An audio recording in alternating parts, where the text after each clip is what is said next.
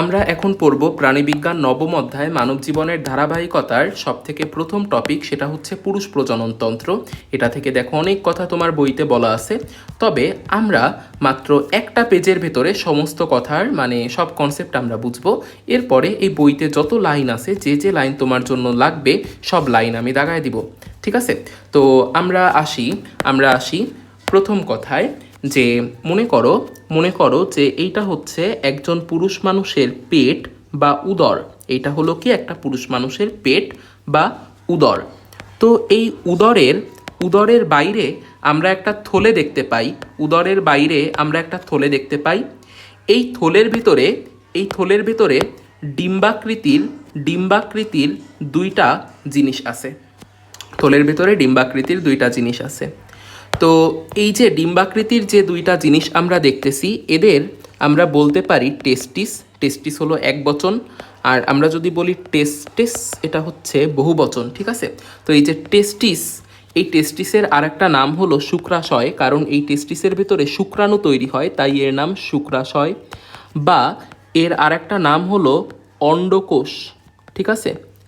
তাহলে টেস্টিস বা অন্ডকোষের বাইরে যে থলে থাকবে, সেই থলের নাম হবে কিন্তু অন্ডথলি। সেই থলের নাম কি হবে বলো? অন্ডথলি। এটা আমরা বুঝলাম। আর টেস্টিসের ব্যাপারে আরেকটা কথা সেটা একটু জানতে হবে, যে শুরুতে এই টেস্টিস কিন্তু স্ক্রোটাম বা অন্ডথলির ভেতরে থাকে না। শুরুতে এই টেস্টিস ছিল হচ্ছে উদরের ভেতরে। প্রেগনেন্সির সপ্তম মাস বা ওরকম কোনো একটা টাইমে এই যে এই টেস্টিস হচ্ছে এই অন্ডথলির ভেতরে বা স্ক্রোটামের ভেতরে নেমে আসে। তাহলে দেখো, টেস্টিস কি উদরের ভেতরে আছে নাকি উদরের বাইরে আছে? টেস্টিস হচ্ছে উদরের বাইরে আছে। তাহলে টেস্টিসকে আমরা বলতে পারি বহি উদরীয় অঙ্গ। টেস্টিসের কেন উদরের বাইরে আসতে হবে? কারণ উদরে তাপমাত্রা থাকে বেশি। উদরে যে তাপমাত্রাটা থাকে, সেই তাপমাত্রায় যদি টেস্টিস থাকে, তখন টেস্টিসের ভেতরে শুক্রাণু ঠিকঠাকভাবে তৈরি হবে না। টেস্টিস যদি উদরের ভেতরে থাকে, উদরের যে তাপমাত্রা, সেই তাপমাত্রায় ভালোভাবে শুক্রাণু তৈরি হবে না। তো এই কারণে এই টেস্টিসকে হচ্ছে উদর থেকে বাইরে এই স্ক্রোটাম বা অন্ডথলির ভেতরে চলে আসতে হয়। কারণ এখানে তাপমাত্রাটা হচ্ছে আমাদের বডির যে নর্মাল টেম্পারেচার বা আমাদের উদরের যে টেম্পারেচার, সেইখানকার টেম্পারেচার অপেক্ষা 2 ডিগ্রি সেলসিয়াস কম। কয় ডিগ্রি সেলসিয়াস কম বলো? 2 ডিগ্রি সেলসিয়াস কম। এইখানে যে তাপমাত্রা, তার থেকে 2 ডিগ্রি সেলসিয়াস তাপমাত্রা কম আছে এই স্ক্রোটামের ভেতরে। তাই আমাদের টেস্টিস এই স্ক্রোটামের ভেতরে নেমে আসে। টেস্টিসকে আমরা বলতেছি বহি উদরীয় অঙ্গ। এরপরে আসি আমরা অন্ডথলির কথায়। এই অন্ডথলির ভেতরে 5 ধরনের পেশি থাকে। তার ভেতরে একটা পেশির নাম আমাদের জানতে হবে। একটা পেশির নাম হলো ডার্টোস পেশি। তো আমরা এই কথাগুলো একটু পড়লাম। আর আরেকটা ব্যাপার আমরা একটু জানবো, যে মনে করো এখন হচ্ছে শীতকালে এইখানের তাপমাত্রা গেছে কমে। এই সমস্ত জায়গার তাপমাত্রা কমে গেছে। এখন তাপমাত্রা যদি খুব কমে যায়, তাহলে কি আমাদের এই যে অন্ডকোষ ও শুক্রাণু তৈরি করতে পারবে ভালোভাবে? কখনোই না। তো এই কারণে শীতকালে যেটা হয়, আমাদের এই স্ক্রোটাম ছোট হয়ে যায়, কুঁচকে যায়। হ্যাঁ, কুঁচকে ছোট হয়ে যায়। আর স্ক্রোটাম যখনই ছোট হয়ে যায়, তখনই এই টেস্টিস কোথায় চলে যায়? এই টেস্টিস চলে যায় হচ্ছে উদরের কাছাকাছি, যেখানে বেশি তাপমাত্রা আছে। উদরে আমরা জানি বেশি তাপমাত্রা থাকে, তাই না? তো তখন হচ্ছে টেস্টিস কিছুটা একটু গরম হয় এবং শুক্রাণু তৈরিটা অব্যাহত থাকে, তাই না? তো এইভাবে আমাদের অন্ডথলি হচ্ছে শুক্রাণু তৈরির জন্য উপযুক্ত তাপমাত্রা বজায় রাখে। তাহলে আমরা কি বললাম? শীতকালে এখানে তাপমাত্রা যখন কমে যায়, তখন স্ক্রোটাম কেমন হয়ে যায়? ছোট। আর স্ক্রোটাম ছোট হয়ে গেলে টেস্টিস কার কাছে চলে যায়? উদরের কাছে। তখন টেস্টিসের তাপমাত্রা বেড়ে যায়, তখন শুক্রাণু তৈরিটা সঠিকভাবে হয়। তাহলে আমরা একটা কথা পড়ব, সেটা হচ্ছে এই যে এই অন্ডথলি হচ্ছে শুক্রাণু তৈরির অনুকূল তাপমাত্রা রক্ষা করে। শুক্রাণু তৈরির জন্য অনুকূল তাপমাত্রা রক্ষা করে। তো এই কথাগুলোই আমরা এখান থেকে পড়লাম। এবার আমরা আসল টপিকে চলে যাব, সেটা হচ্ছে একটা টেস্টিসকে আমরা কেটে দেখব যে এর ভেতরে আসলে কি কি আছে। তাহলে আসো আমরা একটা টেস্টিসকে কেটে দেখি যে ওর ভেতরে আসলে কি কি আছে। টেস্টিস আমরা জানি হচ্ছে ডিম্বাকার। এই যে আমাদের ডিম্বাকার একটা টেস্টিস আমরা এঁকে ফেললাম, আমাদের একটা ডিম্বাকার টেস্টিস আমরা এঁকে ফেললাম। তো এই যে টেস্টিস, এই টেস্টিসের বাইরে একটা আবরণী আছে। তুমি জানবা যে প্রাচীন রোম সাম্রাজ্যের মানুষ একটা হুজুরদের মতন আলখাল্লা টাইপের একটা ড্রেস পরতো, যে ড্রেসটার নাম ছিল হচ্ছে টিউনিকা। যে ড্রেসটার নাম কি ছিল বলো? টিউনিকা। তাহলে শুক্রাণুর বাইরের এই যে আবরণী বা শুক্রাণুর ড্রেস বা শুক্রাণুর এই যে জামা, শুক্রাণুর এই জামা বা আবরণী, এইটার নামও আমরা ওই প্রাচীন রোম সাম্রাজ্যের মানুষের জামার সাথে মিল রেখে এর নাম আমরা দিব হলো টিউনিকা। টিউনিকা। এই ড্রেসটার নাম হচ্ছে টিউনিকা অ্যালবুজিনিয়া। টিউনিকা অ্যালবুজিনিয়া। মনে রাখবা টেস্টিসের বাইরে যে জামাটা আছে, এই জামাটা টেস্টিসকে কিনে দিয়েছে জিনিয়া নামের একটা মেয়ে। তাহলে টেস্টিসের ইমিডিয়েটলি বাইরে যে আবরণীটা আছে, সেই আবরণীটার নাম টিউনিকা অ্যালবুজিনিয়া। এইবার এইবার দেখো যে জামার বাইরে আমরা আবার সোয়েটার পরি না? তাহলে এইটা যদি হয় জামা, তাহলে এই জামার বাইরে থাকবে হচ্ছে কি বলো? সোয়েটার। তাহলে আমরা এখন সেই সোয়েটার অর্থাৎ টিউনিকা অ্যালবুজিনিয়ার বাইরের যে আবরণী, সেইটাকেও আমরা এঁকে ফেলি চলো। তাহলে টিউনিকা অ্যালবুজিনিয়ার বাইরের আবরণীটাকেও আমরা এঁকে ফেলতেছি জামার বাইরের সোয়েটার। তাহলে এই যে আবরণী, এই যে আবরণী যেটা টিউনিকা অ্যালবুজিনিয়ার বাইরে আছে, যেটাকে আমরা বলতেছি সোয়েটার। তো দেখো সোয়েটার কি এক স্তরই হয় নাকি দ্বিস্তরই হয়? সোয়েটার তো হয় একটু মোটা সোটা, একটু পুরু, তাই না? তাহলে সোয়েটার হবে দ্বিস্তরী। তাহলে এইটাকে আমরা দ্বিস্তরী এঁকে ফেলি। ঠিক আছে, দ্বিস্তরী এঁকে ফেলি। তো এই যে সোয়েটারটা বা এই যে আবরণীটা, এই আবরণীটার নাম কি হবে?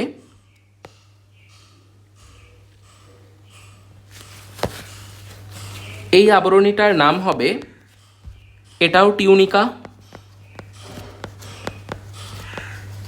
Tunica vaginalis. তোমরা জেনে অবাক হবা যে এই ভ্যাজাইনালিস এই কথাটার মানে কিন্তু আবরণী। ঠিক আছে, তাহলে টিউনিকা অ্যালবুজিনিয়া আর টিউনিকা ভ্যাজাইনালিস। ঠিক আছে, বাইরের আবরণী, আবরণী মানে ভ্যাজাইনালিস। তাহলে এই যে একটা আবরণী আমরা নীল কালার দিয়ে দেখতে পারতেছি, এই আবরণীটার নাম হলো টিউনিকা ভ্যাজাইনালিস। তো এই টিউনিকা ভ্যাজাইনালিসের ভেতরে একটা ফ্লুইড থাকে, সেই ফ্লুইডটাকে আমি একটু সবুজ কালার দিয়ে দেখাচ্ছি। এই যে টিউনিকা ভ্যাজাইনালিসের ভেতরে এই যে ফ্লুইডটা আছে, এই যে ফ্লুইডটা আছে, এই ফ্লুইডটার নাম কিন্তু, এই ফ্লুইডটার একটা নাম আছে। এই ফ্লুইডটার নাম হচ্ছে হাইড্রো। হাইড্রো মানে কিন্তু তরল, এই ফ্লুইডটা একটা তরল, তো এটা হাইড্রো, এটার নাম হবে হাইড্রো। আর সিলিক, হাইড্রোসিলিক ফ্লুইড বা হাইড্রোসিলিক তরল। তো এই যে সিলিক মানে এমন একটা ফ্লুইডকে বোঝানো হয় যে ফ্লুইডটা কোনো একটা আবদ্ধ জায়গায় আছে। দেখো এই ফ্লুইডটা আবদ্ধ জায়গায় আছে, তাই এটাকে বলা হচ্ছে সিলিক। আর এটা যেহেতু তরল, তাই এটাকে বলা হচ্ছে হাইড্রো। তাহলে এই ফ্লুইডটার নাম হচ্ছে হাইড্রোসিলিক ফ্লুইড। ঠিক আছে, তো এটা হচ্ছে আমাদের কথা। তাহলে টিউনিকা ভ্যাজাইনালিসের ভেতরে এই যে হাইড্রোসিলিক ফ্লুইড আছে। এইবার আমাদের কথা হচ্ছে যে আমাদের এই যে টেস্টিসের ভেতরে অনেকগুলো পেঁচানো পেঁচানো ছোট ছোট নালী দেখতে পাই আমরা। এই যে টেস্টিসের ভেতরে আমরা কেমন নালী দেখতে পারতেছি, দেখো পেঁচানো পেঁচানো ছোট ছোট নালী আমরা দেখতে পারতেছি। এখন এরা যেহেতু ছোট নালী, দেখো ছোট নালীকে কি আমরা নালী বলি নাকি নালিকা বলি? বড় বইকে আমরা বলি হচ্ছে পুস্তক, কিন্তু ছোট বইকে আমরা কি বলি? পুস্তিকা, তাই না? বড় দরজাকে আমরা বলি কপাট, কিন্তু ছোট দরজাকে আমরা কি বলি বলো? কপাটিকা, তাই না? তাহলে এরা যেহেতু ছোট নালী, এদেরকে আমরা বলবো হচ্ছে নালিকা। এদেরকে আমরা বলবো নালিকা। তো এই যে নালিকাগুলো, এই নালিকাগুলোর ব্যাপারে পড়বা যে এরা হচ্ছে, আমরা জানি যে সিমেন মানে হচ্ছে বীর্য। তো এরা হচ্ছে সেই সিমেনের একটা উপাদান যেটা হচ্ছে শুক্রাণু, সেই শুক্রাণুকে ফেরি করে। এরা হচ্ছে কাকে বহন করে বা কাকে ফেরি করে? শুক্রাণু, যা সিমেনের একটা উপাদান, সেইটাকে ফেরি করে বা বহন করে, তাই না? তাহলে আমরা এই ছোট ছোট নালিকাগুলোর নাম দিতে পারি সেমিনি, কারণ এরা সিমেনের উপাদান বহন করতেছে, সেমিনি। আর এরা যেহেতু বহন করতেছে বা ফেরি করতেছে সিমেনের উপাদান, এদের নাম হচ্ছে সেমিনিফেরাস নালিকা। তাহলে এই নালিকাগুলো কাকে বহন করে বলো? বীর্যের একটা উপাদান বা সিমেনের একটা উপাদান, যা হচ্ছে স্পার্ম বা শুক্রাণুকে বহন করে। তাহলে এরা যেহেতু সিমেনের উপাদান বহন করে, তাই এদের নাম সেমিনি, আর বহন করা মানে ফেরাস, তাহলে সেমিনিফেরাস। আর এরা যেহেতু ছোট নালী, এদেরকে আমরা বলবো নালিকা। অ্যাকচুয়ালি এই নালিকাগুলোর ভেতরেই শুক্রাণু তৈরি হয়, মনে রাখবা। এই নালিকাগুলোর ভেতরেই কি তৈরি হয়? সিমেনের উপাদান, স্পার্ম, শুক্রাণু, ঠিক আছে, সেটা তৈরি হয়। এদের নাম হচ্ছে সেমিনিফেরাস নালিকা। তো এই সেমিনিফেরাস নালিকাগুলোর ভেতরে এক ধরনের, এই যে আমরা কিছু কোষ দেখতে পারতেছি সেমিনিফেরাস নালিকার ভেতরে।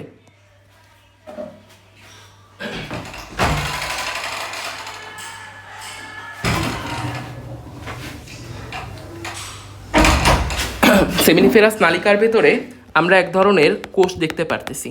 সেমিনিফেরাস নালিকার ভেতরে আমরা এক ধরনের কোষ দেখতে পারতেছি। তো এই যে কোষ, এই কোষগুলো কোথায় আছে বলো? সেমিনিফেরাস নালিকার মাঝখানে। এই কোষগুলো কোথায় আছে বলো? সেমিনিফেরাস নালিকার মাঝখানে। দেখো, একটা সেমিনিফেরাস নালিকা, দুইটার মাঝখানে এই কোষগুলো আছে। তাহলে এই কোষগুলোর নাম আমরা দিতে পারি হচ্ছে ইন্টারস্টিশিয়াল কোষ। এই কোষগুলোর নাম আমরা কি দিতে পারি বলো? ইন্টারস্টিশিয়াল কোষ। ইন্টারস্টিশিয়াল মানে দুইটা জিনিসের মাঝখানে নিবেশিত থাকা। তাহলে এই কোষগুলোর নাম হচ্ছে ইন্টারস্টিশিয়াল কোষ, ঠিক আছে? আচ্ছা, তো এখন যাই হোক, আমরা আমাদের কথায় আবার ফেরত আসি। সেটা হচ্ছে যে এই যে আমাদের সেমিনিফেরাস নালিকা, এই সেমিনিফেরাস নালিকা কি তৈরি করে? শুক্রাণু তৈরি করে, ঠিক আছে?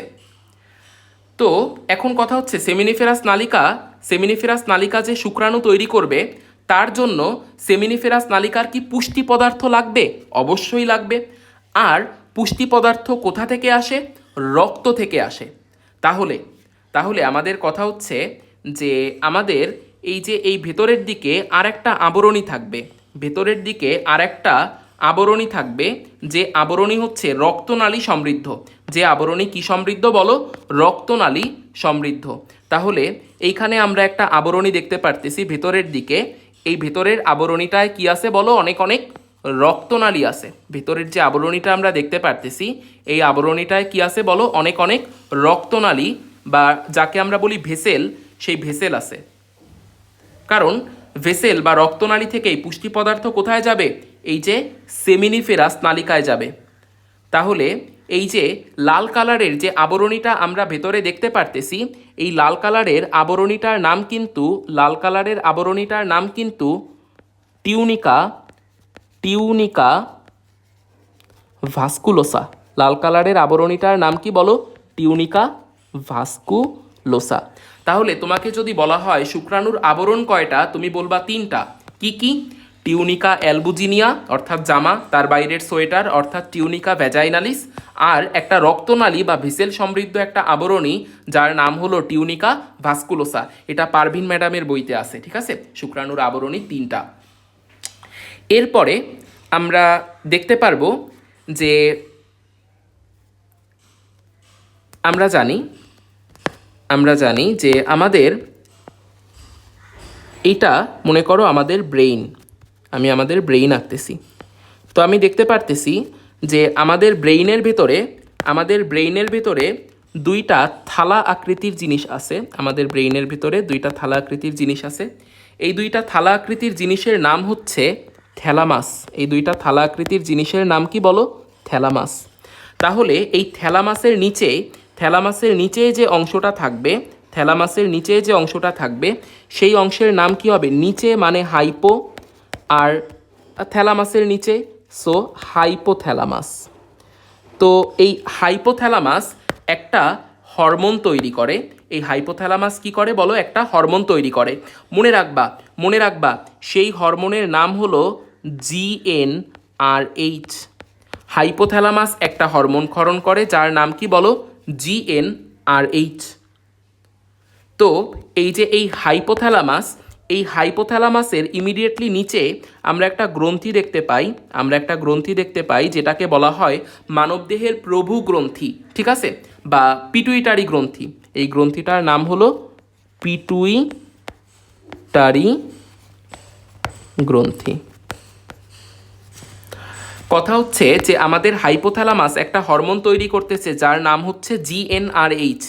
সেই GnRH এসে উদ্দীপিত করতেছে এই পিটুইটারি গ্রন্থিকে। পিটুইটারি গ্রন্থি তখন দুইটা হরমোন তৈরি করে। পিটুইটারি গ্রন্থি এই জিএনআরএইচের প্রভাবে দুইটা হরমোন তৈরি করতে আমরা দেখতেছি পিটুইটারি গ্রন্থিকে। একটার নাম হলো FSH আর একটার নাম হচ্ছে LH। তো আমাদের কথা হচ্ছে যে আমাদের এই যে সেমিনিফেরাস নালিকা, আমি বলছি সেমিনিফেরাস নালিকার ভেতরে শুক্রাণু তৈরি হয়। অবশ্যই সেমিনিফেরাস নালিকাকে কোনো একটা হরমোন এই শুক্রাণু তৈরিতে উদ্দীপনা যোগায়, তাই না? আচ্ছা, এই সেমিনিফেরাস নালিকার মাঝখানে আমরা দেখতে পারতেছি ইন্টারস্টিশিয়াল কোষ। তাহলে সেমিনিফেরাস নালিকা যদি শুক্রাণু বানায় তাহলে এই ইন্টারস্টিশিয়াল কোষগুলো অবশ্যই টেস্টোস্টেরন বানাবে, কারণ শুক্রাণু তৈরির জন্য কি দরকার বলো? টেস্টোস্টেরন দরকার। তাহলে ইন্টারস্টিশিয়াল কোষগুলো কি বানাবে বলো? টেস্টোস্টেরন বানাবে, ঠিক আছে? তাহলে আমরা বুঝলাম যে সেমিনিফেরাস নালিকা বানায় হচ্ছে শুক্রাণু। সেমিনিফেরাস নালিকা কি বানায় বলো? শুক্রাণু। আর ইন্টারস্টিশিয়াল কোষ এইটা বানায় হচ্ছে টেস্টোস্টেরন, ঠিক আছে? তো এখন আমাদের কথা হচ্ছে সেমিনিফেরাস নালিকা শুক্রাণু বানাবে, ভালো কথা। ইন্টারস্টিশিয়াল কোষ টেস্টোস্টেরন বানাবে, সেটাও খুব ভালো কথা। কিন্তু কোনো একটা হরমোন তো এসে এদের দুইজনকে স্টিমুলেট করবে, এদেরকে উদ্দীপিত করবে যে এই তুমি শুক্রাণু বানাও, এই তুমি টেস্টোস্টেরন বানাও, তাই না? তাহলে এখন আমাদের কথা হচ্ছে যে এই সেমিনিফেরাস নালিকাকে কে উদ্দীপিত করবে? সেমিনিফেরাস নালিকাকে শুক্রাণু তৈরির জন্য উদ্দীপিত করবে হচ্ছে একটা হরমোন যার নাম হচ্ছে এই FSH। আর ইন্টারস্টিশিয়াল কোষকে টেস্টোস্টেরন তৈরির জন্য কে উদ্দীপিত করবে? একটা হরমোন যার নাম হচ্ছে LH। তাহলে এই দুইটা জিনিসে সবাই ঘোলায় ফেলে যে LH কি সেমিনিফেরাস নালিকাকে উদ্দীপিত করবে না ইন্টারস্টিশিয়াল কোষকে উদ্দীপিত করবে। তো তুমি ঘোলানোর কোনো কারণ নেই। দেখো, সেমিনিফেরাস নালিকাতে আছে স, শুক্রাণুতে আছে স, আবার এফএসএইচেও আছে এস মানে তো বাংলায় স, তাই না? কিন্তু LH-এ দেখো এস নাই বা স নাই, ঠিক আছে, স নাই। তো আমাদের কথা হচ্ছে LH তাহলে শুক্রাণু তৈরিতে উদ্দীপনা যোগাবে না। LH-এ যেহেতু স নাই তাহলে LH শুক্রাণু তৈরিতে উদ্দীপনা যোগাবে না। LH উদ্দীপনা যোগাবে টেস্টোস্টেরন তৈরিতে, ঠিক আছে? তো এভাবে মনে রাখতে পারো যে FSH-এ এস আছে, এস দিয়ে লেখা যায় শুক্রাণু, তাই না?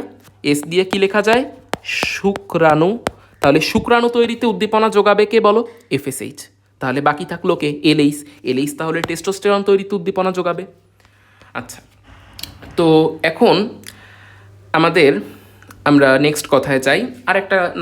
একটা কথা আমি একটু বলি যে এই যে ইন্টারস্টিশিয়াল কোষের কথা আমি বলছি, এই যে এই ইন্টারস্টিশিয়াল কোষ এর আরেকটা নাম হচ্ছে লেডিক কোষ। লেডিক কোষ, ঠিক আছে?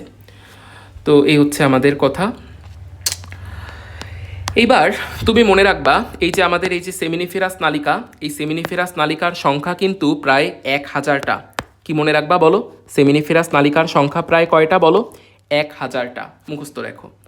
এইবার আমরা দেখব যে এই যে অসংখ্য সেমিনিফেরাস নালিকা, এই সব সেমিনিফেরাস নালিকা মিলে একটা জালের মতন গঠন তৈরি করতেছে। দেখো, সব সেমিনিফেরাস নালিকা মিলে একটা জালের মতো গঠন তৈরি করতেছে। এই যে জালের মতো গঠন, এই জালের মতো গঠনটাকে আমরা বলি হচ্ছে রেটি। দেখো, রেটি শব্দের অর্থ কিন্তু জাল। ওই যে তুমি বলো না এন্ডোপ্লাজমিক রেটিকুলাম বা এন্ডোপ্লাজমিক জালিকা, তার মানে রেটি শব্দের অর্থ জাল। আর এই জালটা কোথায় আছে? টেস্টিসের ভেতরে। তাহলে এই জালটার নাম আমরা দিব হচ্ছে রেটি টেস্টিস। তাহলে আমাদের সেমিনিফেরাস নালিকার সংখ্যা 1000। সেমিনিফেরাস নালিকা মিলে একটা জালিকাকার গঠন তৈরি করে, যার নাম হচ্ছে কি বলো? রেটিটেস্টিস। এখন এই যে রেটিটেস্টিস, এই রেটিটেস্টিস থেকে প্রায় 20টা নালিকা বের হয়। কয়টা নালিকা বের হয়? প্রায় 20টা নালিকা বের হয়। এখন এই যে এই 20টা নালিকা তো আমার পক্ষে আঁকা সম্ভব না, আমি হচ্ছে 4টা আঁকলাম, বাট এরকম টোটাল কয়টা নালিকা বের হয় বলো? টোটাল 20টা নালিকা বের হয়। এই যে রেটিটেস্টিস থেকে প্রায় কয়টা নালিকা বের হয়? এরকম টোটাল 20টা নালিকা বের হয়। তাহলে এই যে 20টা নালিকা বের হচ্ছে, 20টা নালিকা বের হচ্ছে, এই 20টা নালিকার নাম আমরা দিতে পারি, এই 20টা নালিকার নাম আমরা দিতে পারি হচ্ছে ভাসা। দেখো ভাসা মিন্স ভেসেল, মানে নালী, তাই না? তাহলে ভাসা, এরা যেহেতু নালী, এদেরকে আমরা বলতে পারি ভাসা। আর এরা কি হচ্ছে? ঢুকতেছে নাকি বের হচ্ছে? এরা বের হচ্ছে। বের হওয়া মানে হচ্ছে ইফারেন্ট, ঠিক আছে, বা ইফারেনশিয়া। এরা যেহেতু বের হচ্ছে, ইফারেনশিয়া শব্দের অর্থ হচ্ছে বের হওয়া, ঠিক আছে। তাহলে এদেরকে আমরা বলবো হচ্ছে ভাসা ইফারেনশিয়া, ভাসা ইফারেনশিয়া, ঠিক আছে, ভাসা ইফারেনশিয়া। বা এদেরকে আরেকটা নামে আমরা ডাকতে পারি, সেটা হচ্ছে দেখো, সেমিনিফেরাস নালিকা শুক্রাণু তৈরি করতেছে, সেই শুক্রাণুগুলো চলে যাচ্ছে রেটিটেস্টিসে, আলটিমেটলি সেই শুক্রাণুগুলোকে সংগ্রহ করতেছে কে? আমাদের এই ভাসা ইফারেন্সিয়া। তো ভাসা ইফারেন্সিয়া শুক্রাণু সংগ্রহ করে, তাই এদেরকে আমরা আরেকটা নামে ডাকবো, সেটা হচ্ছে সংগ্রাহী, সংগ্রাহী নালী। ভাসা ইফারেন্সিয়ার আরেকটা নাম আমরা কি দেব বলো? সংগ্রাহী নালী। তো এখন আমরা দেখব যে এই যে আমাদের ভাসা ইফারেন্সিয়া, ভাসা ইফারেন্সিয়া যাদের সংখ্যা হচ্ছে প্রায় 20টার মতো, তো এই ভাসা ইফারেন্সিয়াগুলো মিলিত হয়ে আরেকটা গঠন তৈরি করবে, আরেকটা গঠন তৈরি করবে। সেই গঠনটা হচ্ছে, ধরো আমি একটু এইভাবে আঁকি, এই যে এরকম একটা জিনিস গঠন করে, ভাসা ইফারেন্সিয়া মিলে এরকম একটা জিনিস গঠন করে, ঠিক আছে। ভাসা ইফারেন্সিয়া মিলে এরকম একটা জিনিস, এই যে চেরি কালার দিয়ে আঁকলাম আমি, এরকম একটা জিনিস ভাসা ইফারেন্সিয়া গঠন করতেছে, ঠিক আছে।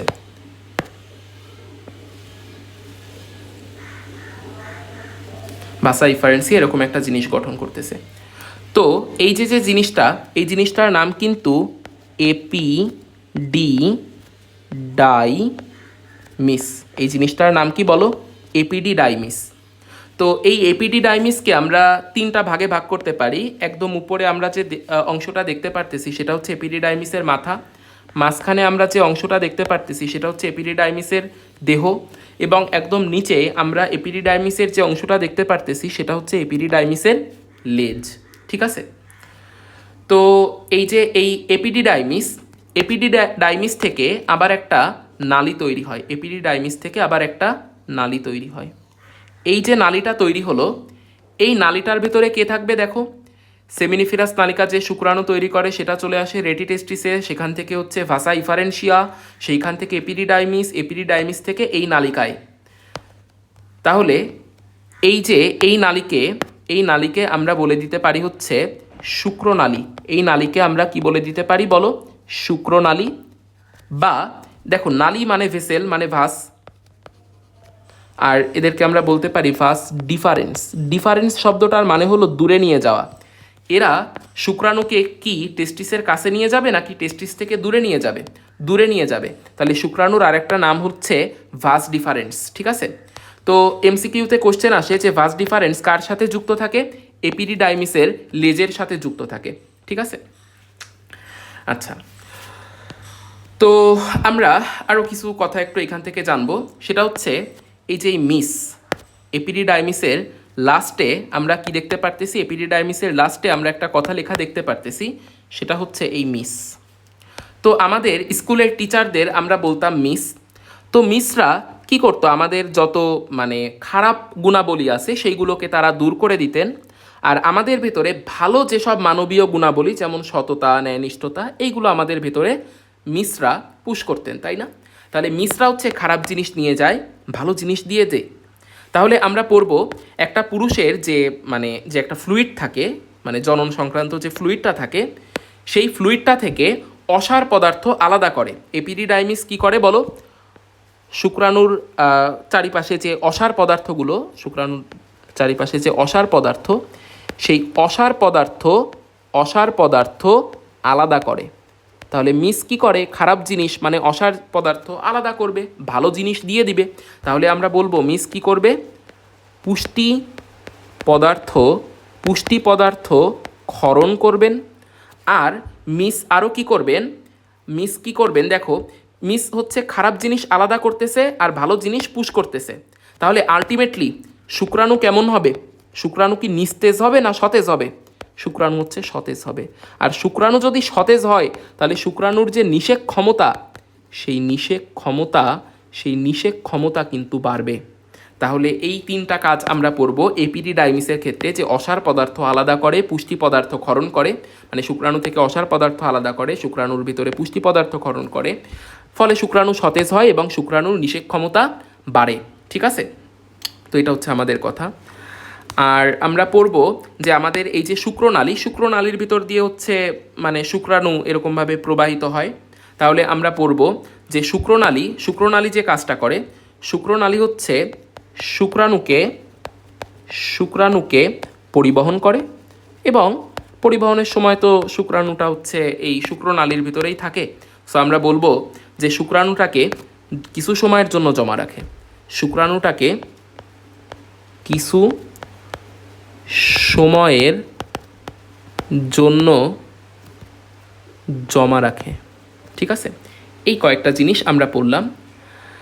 এবার আমরা আরেকটা তথ্য আমরা একটু জানবো, সেটা হচ্ছে এই যে সেমিনিফেরাস নালিকা, এই সেমিনিফেরাস নালিকাকে আমরা এখন কেটে দেখব যে এর ভেতরে আসলে কি থাকে। এই সেমিনিফেরাস নালিকার প্রস্থচ্ছেদ করব। আমরা জানি যে কোনো নালী বা নালিকার আমরা যদি প্রস্থচ্ছেদ করি তাহলে আমরা একটা গোল একটা জিনিস পাবো। আমরা কেমন জিনিস পাবো বলো, একটা গোল একটা জিনিস পাবো। যে কোনো নালী বা নালিকার প্রস্থচ্ছেদ করলে আমরা কেমন জিনিস পাবো বলো, গোল একটা জিনিস পাবো। সেমিনিফেরাস নালিকার প্রস্থচ্ছেদ করে আমরা এরকম একটা গোল জিনিস পাইলাম। তো এই গোল জিনিসের ভেতরে আমরা অনেক কিউবয়েডাল কোষ পাচ্ছি, মানে ছোট ছোট বা কিউবের মতো এরকম কিছু কিউবয়েডাল কোষ পাচ্ছি। আবার এই কিউবয়েডাল কোষ পাওয়ার পাশাপাশি আমরা কিছু বড় বড় কোষও পাচ্ছি সেমিনিফেরাস নালিকার ভেতরে, যাদেরকে আমরা বলতেছি কলামের মতো বা স্তম্ভের মতন কোষ বা কলামনার কোষ। তাহলে কিছু কিউবয়েডাল বা ছোট ছোট কোষ পাচ্ছি আর কিছু কলামের মতো বড় বড় কোষ পাচ্ছি। তো এখন আমাদের কথা হচ্ছে এই যে কলামের মতন বড় বড় যে কোষগুলো আছে, এই কলামের মতো বড় বড় কোষগুলোর নাম হচ্ছে সার্টোলি কোষ। কলামের মতন বড় বড় কোষের নাম কি বলো, সার্টোলি কোষ। আর এইখানেই যে কিউবের মতো ছোট ছোট যে কোষ পাচ্ছি, এই কোষগুলো থেকেই, এই কিউবের মতন ছোট ছোট কোষগুলো থেকেই পরবর্তীতে শুক্রাণু তৈরি হবে। কিউবের মতন এই যে ছোট ছোট কোষ, এদের থেকে পরবর্তীতে শুক্রাণু তৈরি হবে। শুক্রাণু মানে হলো জনন কোষ। আমরা জানি জনন কোষ 2 রকম, শুক্রাণু আর ডিম্বাণু। তাহলে শুক্রাণু যদি হয় জনন কোষ, তাহলে যে কোষ থেকে শুক্রাণু তৈরি হচ্ছে সেই কোষের নাম কি হবে, সেই কোষের নাম হবে জনন মাতৃকোষ। তাহলে আমরা সেমিনিফেরাস নালিকার ভেতরে 2টা জিনিস দেখতে পারতেছি, একটা হলো সার্টোলি কোষ আর একটা হচ্ছে কি জনন মাতৃকোষ। তো এই সার্টোলি কোষের ব্যাপারে একটা কথা মনে রাখবা, যে এই সার্টোলি কোষ একটা হরমোন ক্ষরণ করে, যে হরমোনের নাম হচ্ছে ইনহিবিন। যে হরমোনের নাম কি বলো, ইনহিবিন। সার্টোলি কোষ থেকে একটা হরমোন ক্ষরণ হয়, যে হরমোনের নাম হলো ইনহিবিন। এই ইনহিবিন হরমোন নাম শুনেই আমরা বুঝতে পারতেছি যে ইনহিবিন হরমোন কোনো একটা জিনিসকে ইনহিবিট বা দমন করে। ইনহিবিন হরমোন কোনো একটা জিনিসকে দমন করে। সার্টোলি কোষ একটা হরমোন বানায় যা কোনো একটা জিনিসকে দমন বা ইনহিবিট করে, সেই হরমোনের নাম ইনহিবিন হরমোন। তো আমাদের কথা হচ্ছে ইনহিবিন হরমোন কারে দমন করে। আমরা জানি যে আমাদের যে মস্তিষ্ক, এই মস্তিষ্কের যে হাইপোথ্যালামাস থেকে একটা জিএনআরএইচ হরমোন ক্ষরিত হয়, এবং জিএনআরএইচের প্রভাবে এফএসএইচ আর এলএইচ ক্ষরিত হয় পিটুইটারি গ্রন্থি থেকে। আমাদের ইনহিবিন হরমোন ইনহিবিট করে এই জিএনআরএইচকে, আর জিএনআরএইচ যখন দমিত হয়ে যায়, জিএনআরএইচের ক্ষরণ যখন দমিত হয়ে যায়, তখন এফএসএইচ আর এলএইচের ক্ষরণও কমে যায়। এই জিনিসটা আমাদের জানতে হবে। ঠিক আছে, তো সার্টোলি কোষ থেকে আরেকটা জিনিস মনে রাখবা, যে দেখো শুক্রাণু তৈরি করতেছে হচ্ছে কে, এই কোষগুলো, এই জননমাতৃ কোষগুলো। তাহলে এই কোষগুলো তো শুক্রাণু তৈরি করতে পারতেছে না, সার্টোলি কোষ তো শুক্রাণু তৈরি করতে পারতেছে না, বাট শুক্রাণুকে তো একটু সাহায্য তো করতে পারে। তাহলে আমরা পড়ব যে সার্টোলি কোষ থেকে যে ইনহিবিন হরমোন ক্ষরিত হয় সেটা হচ্ছে বিকাশমান শুক্রাণুর পুষ্টি সরবরাহ করে। ইনহিবিন হরমোন কি করে বলো? বিকাশমান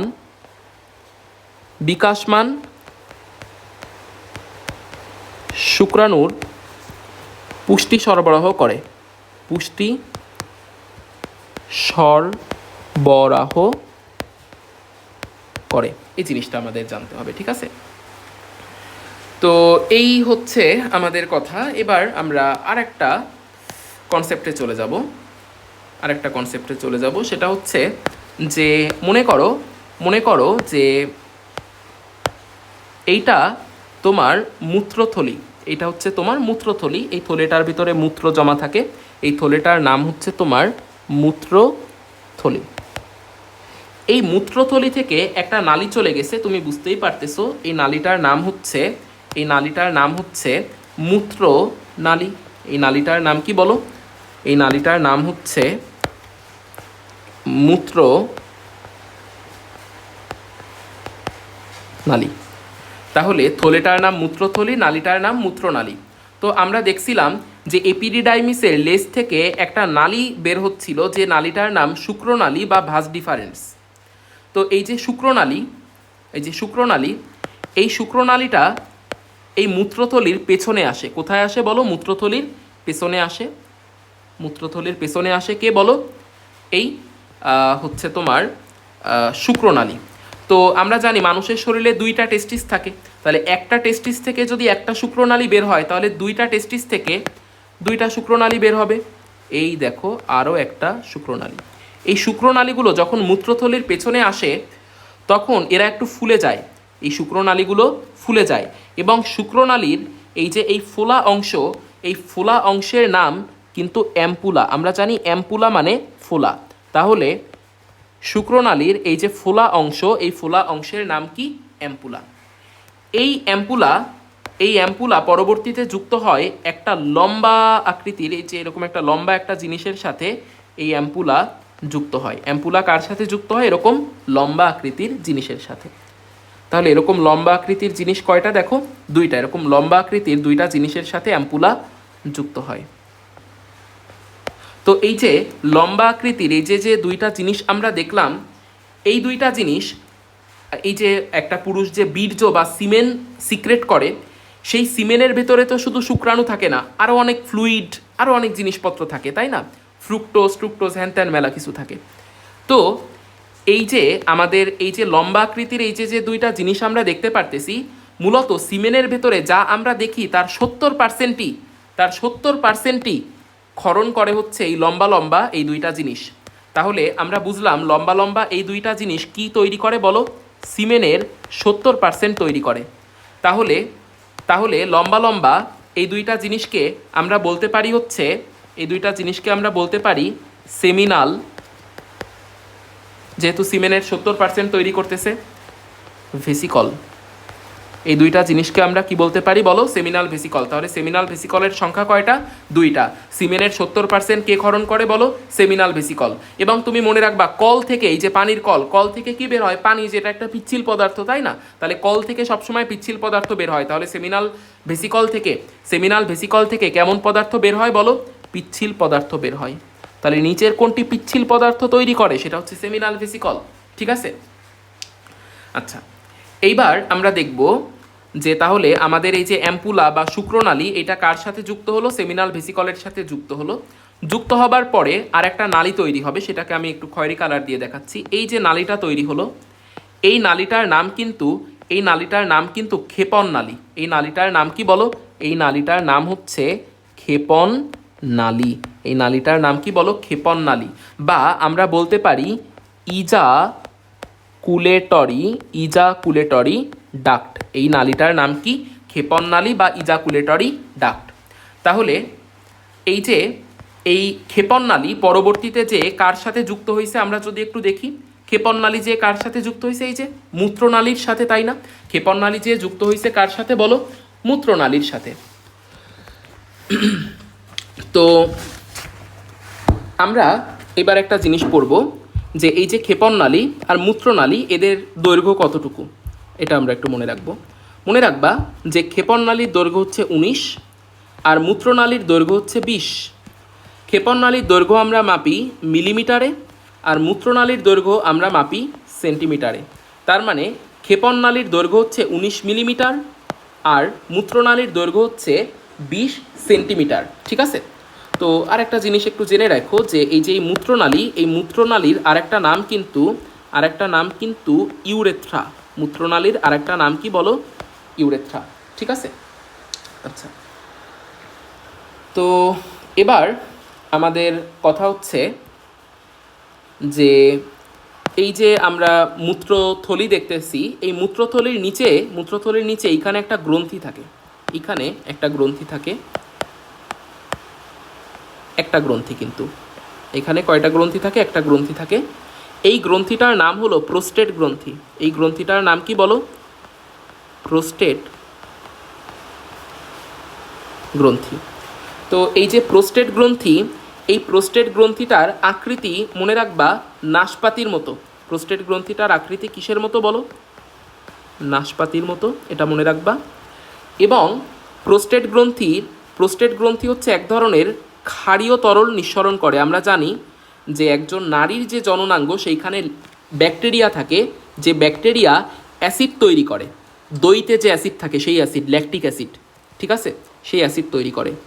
তাহলে সেই অ্যাসিডের ভিতরে সেই অ্যাসিডকে যদি প্রশমন করা সম্ভব না হয় তাহলে কিন্তু শুক্রাণুও বেঁচে থাকবে না।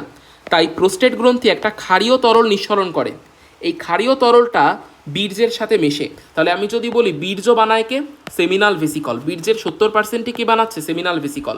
কিন্তু আমি যদি বলি বীর্যের পরিমাণ বৃদ্ধি করে কে? তাহলে প্রোস্টেট গ্রন্থির ক্ষারীয় তরল বীর্যের পরিমাণ বৃদ্ধি করে। ঠিক আছে, আচ্ছা। আর প্রোস্টেট গ্রন্থির এই তরলটা ক্ষারীয় হওয়ার কারণে শুক্রাণু নারীর জননাঙ্গ যেটা হচ্ছে একটু অ্যাসিডিক সেইখানে যে বেঁচে থাকতে পারে। ঠিক আছে, এইবার আমরা পড়ব যে এই প্রোস্টেট গ্রন্থির একটু নিচে মোটর দানা আকৃতির দুইটা গ্রন্থি থাকে। প্রোস্টেট গ্রন্থির একটু নিচে মোটর দানা আকৃতির দুইটা গ্রন্থি থাকে। এই যে দুইটা গ্রন্থি যেগুলো হচ্ছে মোটর দানা আকৃতির, এই গ্রন্থিটার নাম কিন্তু দেখো, এই গ্রন্থিগুলো যেহেতু গোল তাহলে আমরা বলবো বাল্বো শব্দের অর্থ রাউন্ড। এই গ্রন্থিগুলো যা ক্ষরণ করে সব কিছু কোথায় চলে আসে? মূত্রনালী বা ইউরেথ্রাতে। তাহলে এই গ্রন্থিগুলোর নাম আমরা দিব বাল্বো ইউরেথ্রাল গ্রন্থি বা গ্ল্যান্ড। যারা কোনো কিছু ক্ষরণ করে তাদের গ্ল্যান্ড বলে। তাহলে এই গ্রন্থিটার নাম হলো বাল্বো ইউরেথ্রাল গ্ল্যান্ড। আসলে বাল্বো কথাটা আসার আলাদা একটা রহস্য আছে, বাট ওই কঠিন আলোচনায় আমি যাচ্ছি না, আমি একটু সংক্ষেপে বুঝালাম সহজে। Bulbo urethral gland. তো এখন আমাদের কথা হচ্ছে যে বাল্বো ইউরেথ্রাল গ্ল্যান্ডের আর একটা নাম হচ্ছে কাওপারের গ্রন্থি। কাওপারের গ্রন্থি। এই মোটর দানা আকৃতির যে দুইটা গ্রন্থি আমরা দেখতে পারতেছি, এই গ্রন্থিগুলো কি আকৃতির বলো? মোটর দানা আকৃতির, অর্থাৎ গোল। আর দিয়ে আমরা আরেকটা জিনিস মনে রাখতে পারি, সেটা হচ্ছে এই মোটর দানা আকৃতির এই যে গ্রন্থি যেটার নাম বাল্বো ইউরেথ্রাল গ্ল্যান্ড, এটা হচ্ছে মিউকাস ক্ষরণ করে। এই মিউকাস হচ্ছে যে নারীদের যে যোনি আছে সেই যোনিকে এই মিউকাস কি করে বলো? মিউকাস হচ্ছে যোনিকে পিচ্ছিল করে। এই মিউকাস হচ্ছে সঙ্গমের সময় কিছু ফ্লুইড ক্ষরণ করে অল্প পরিমাণে যোনিকে পিচ্ছিল রাখে। ঠিক আছে, তো যাই হোক, এরপরে আমরা দেখব যে পুরুষের ক্ষেত্রে এই ইউরেথ্রার পাশে দুই ধরনের মাসেল থাকে। আমি একটু সংক্ষেপে দেখাচ্ছি, আসল চিত্রটা হয়তো আর একটু আলাদা, বাট আমি একটু সংক্ষেপে দেখাচ্ছি। তাহলে আমরা দেখতে পারতেছি ইউরেথ্রার পাশে দুই ধরনের মাসেল থাকে। ইউরেথ্রার পাশে কি আছে বলো? দুই ধরনের মাসেল থাকে। এই যে দুই ধরনের মাসেল দেখতেছি ইউরেথ্রার পাশে, এই দুই ধরনের মাসেলের নাম হচ্ছে কর্পোরা ক্যাভার্নোসা। ক্যাভার্নোসা শব্দটা আসছে কেভ বা গুহা থেকে, অর্থাৎ এই মাসেলটা একটু গুহার মতো। হ্যাঁ, গুহা যেমন একটু হয় সেরকম গুহার মতো। তাহলে কর্পোরা ক্যাভার্নোসা আর একটা মাসেলের নাম হচ্ছে কর্পোরা। কর্পোরা, এটা স্পঞ্জের মতো দেখতে, স্পঞ্জ, এই যে ফোমের স্পঞ্জ সেরকম টাইপের। তাহলে কর্পোরা স্পঞ্জিওসাম। একটা হলো কর্পোরা ক্যাভার্নোসা, একটা গুহার মতো, কেভের মতো, তাহলে কর্পোরা ক্যাভার্নোসা। আর একটা হচ্ছে স্পঞ্জের মতো, সেটা হচ্ছে কর্পোরা স্পঞ্জিওসাম। দুই ধরনের মাসেল আমরা দেখতে পারতেছি। এই মাসেলগুলো হচ্ছে পেনিসকে দাঁড়াইতে বা ইরেক্ট করতে হেল্প করে, ঠিক আছে।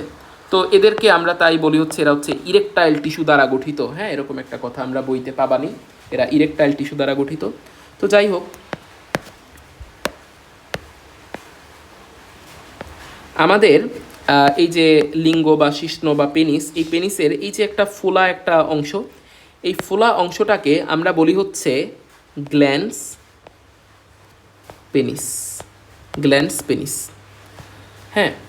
তো এই গ্ল্যান্স পেনিসের উপরে একটা আলগা একটা চামড়া থাকে, যেটা মুসলমান পুরুষদের ক্ষেত্রে কেটে ফেলা হয়। একটা আলগা চামড়া থাকে, একটা আলগা চামড়া থাকে। এই চামড়াটার নাম কিন্তু প্রিপিউস। এই চামড়াটার নাম কি বলো? প্রিপিউস। এটা মুসলমানি করার সময় কেটে ফেলা হয়, ঠিক আছে। আর আমরা পড়বো যে আমাদের তাহলে একটা পুরুষের ক্ষেত্রে বাইরে থেকে দুইটা জিনিস দেখা যায়, একটা হচ্ছে পেনিস আর একটা হচ্ছে এই স্ক্রোটাম। তাহলে আমাকে যদি বলা হয় বহি যৌনাঙ্গ কয়টা পুরুষের ক্ষেত্রে? দুইটা, একটা হচ্ছে স্ক্রোটাম আর একটা হচ্ছে কি বলো? পেনিস। তাহলে আমরা পড়বো যে একটা পুরুষের জন্য যে বহি যৌনাঙ্গ কিন্তু দুইটা। একটা পুরুষের বহি যৌনাঙ্গ দুইটা, সেটা হচ্ছে কি কি বলো? পেনিস আর স্ক্রোটাম। বহি যৌনাঙ্গ দুইটা, পেনিস আর স্ক্রোটাম। আর আমরা পড়বো যে আমাদের এই আরেকটা কথা, এই যে পেনিস, এই পেনিসের ভিতরে কিন্তু কোনো চর্বি টর্বি নাই। তাহলে এটা একটু জানো যে পেনিসের ভিতরে কোনো চর্বি নাই। তাহলে আছে কি? আছে হচ্ছে পাতলা টিস্যু। চর্বি নাই কিন্তু পাতলা টিস্যু আছে, ঠিক আছে। তো এটা হচ্ছে আমাদের কথা। তো আমরা আরেকটা জিনিস একটু জানবো। মনে করো যে এটা একটা মানুষ, এটা হচ্ছে তার পেনিস। তাহলে তার পেনিসের যে অংশটি ঝুলে আছে সেই অংশটাকে আমরা বলবো হচ্ছে শিশ্ন। শিশ্ন মানে পেনিস, শিশ্ন দেহ। আর যে অংশটা গোড়ার দিকে আছে সেই অংশটাকে আমরা বলি হচ্ছে শিশ্নমূল। সেই অংশটাকে আমরা কি বলি বলো? শিশ্নমূল। তো এই যে শিশ্নমূল, এই শিশ্নমূলের পাশে কিছু চুল থাকে। শিশ্নমূলের পাশে কি থাকে বলো? কিছু চুল থাকে। তো এই কথাও আমরা আমাদের বইতে পাবো। তো এই ছিল আমাদের পুরুষ প্রজননতন্ত্র। আমরা যা শিখালাম বইতে, এর বাইরে তুমি কিছু আসলে পাবা না, ঠিক আছে। তাহলে আমরা একটু বইটা দাগায় আসি। তো আমি একটা কথা একটু বলি যে মনে করো আমি একজন পুরুষ, আমার প্রাথমিক যে যৌন বৈশিষ্ট্য সেটা হচ্ছে আমি শুক্রাণু তৈরি করতে পারি। এটা হচ্ছে আমার প্রাথমিক বা প্রাইমারি সেক্সুয়াল বৈশিষ্ট্য, তাই না? যে আমি শুক্রাণু তৈরি করতে পারি। আর এই যে মনে করো আমার গোফ ওঠে, আমার দাড়ি ওঠে, হ্যাঁ, আমার গলার স্বর যে মোটা, এইগুলো হচ্ছে সব আমার 2 ডিগ্রি বা সেকেন্ডারি সেক্সুয়াল ক্যারেক্টারিস্টিক্স। তাহলে আমার প্রাথমিক ক্যারেক্টারিস্টিক্স কি? আমার প্রাথমিক সেক্সুয়াল ক্যারেক্টারিস্টিক্স হচ্ছে আমি শুক্রাণু তৈরি করতে পারি। আর আমার দাড়ি গোপ ওঠে, এটা হচ্ছে আমার সেকেন্ডারি সেক্সুয়াল ক্যারেক্টারিস্টিক্স, ঠিক আছে। তো আমাদের এই যে শুক্রাণু তৈরি হওয়া, এটা প্রাইমারি সেক্সুয়াল ক্যারেক্টারিস্টিক্স। তো আমরা এই যে শুক্রাশয়, এই শুক্রাশয়কে আমরা বলবো প্রাইমারি বা মুখ্য জননাঙ্গ। আর বাদ বাকি যত জননাঙ্গ আমরা দেখতেছি সবগুলোকে বলবো গৌণ জননাঙ্গ। তাহলে আমরা একটু দাগায় আসি যে আমাদের প্রাইমারি বা মুখ্য জননাঙ্গ বা প্রাইমারি বা মুখ্য গোনাড মানে জননাঙ্গ, সেটা হচ্ছে শুক্রাশয়। কেন শুক্রাশয়? কারণ শুক্রাশয় শুক্রাণু তৈরি করে, যেটা হচ্ছে আমার প্রাইমারি সেক্সুয়াল ক্যারেক্টারিস্টিক্স, ঠিক আছে। তো আর বাদ বাকি আমরা যা আমরা দেখছি, যেমন আমরা এপিডিডাইমিস দেখছি, তাই না? দেখো আমরা আর কি দেখছি? আমরা দেখছি শুক্রাশয়ের পরে আমরা এপিডিডাইমিস দেখছি, তারপরে হচ্ছে শুক্রনালী বা ভাস ডিফারেন্স দেখছি, তাই না? শুক্রনালীর পরে আমরা অ্যাম্পুলাই, সেমিনাল ভেসিকল, এরা সবাই কি হবে? এরা সবাই হচ্ছে আনুষঙ্গিক জননাঙ্গ। তাহলে epididymis, vas deferens, seminal vesicle, তারপরে ক্ষেপণনালী, তাই না? তারপরে এই যে আমরা দুইটা গ্রন্থি দেখছিলাম, প্রোস্টেট গ্রন্থি আর কাউপারের গ্রন্থি, তারপরে ইউরেথ্রা, হ্যাঁ, তারপরে পেনিস, এইগুলো সবাই হচ্ছে আনুষঙ্গিক জননাঙ্গ।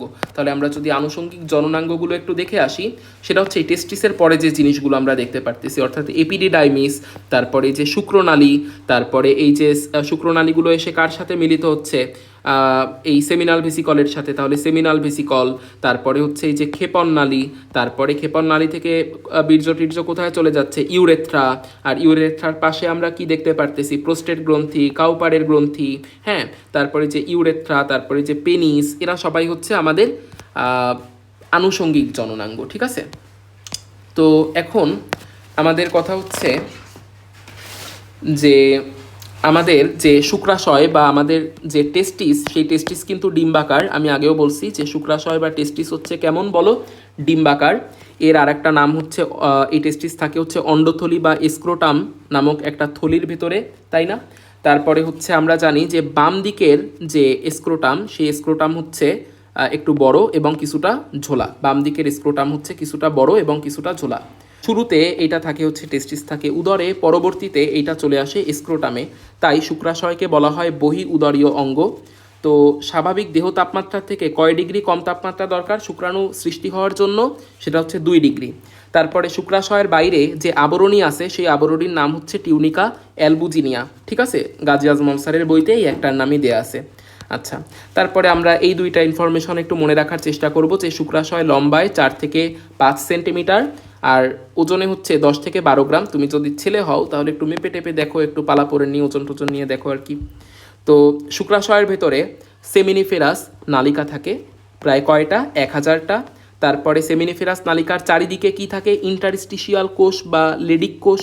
তাহলে আমরা বলতে পারি না সেমিনিফেরাস নালিকা হচ্ছে ইন্টারস্টিশিয়াল কোষের ভেতরে ডুবানো থাকে, তাই না? তারপরে সেমিনিফেরাস নালিকা হচ্ছে মিলে একটা জালিকাকার গঠন তৈরি করে, যার নাম কি বলো? রেটিটেস্টিস। রেটিটেস্টিস থেকে প্রায় 20টা সংগ্রাহী নালী বা আমরা বলতে পারি ভাসা ইফারেন্সিয়া তৈরি হয়, তাই না? আচ্ছা, এরপরে আমাদের কথা হচ্ছে যে আমাদের যে টেস্টিস, সেই টেস্টিসের কাজ কি?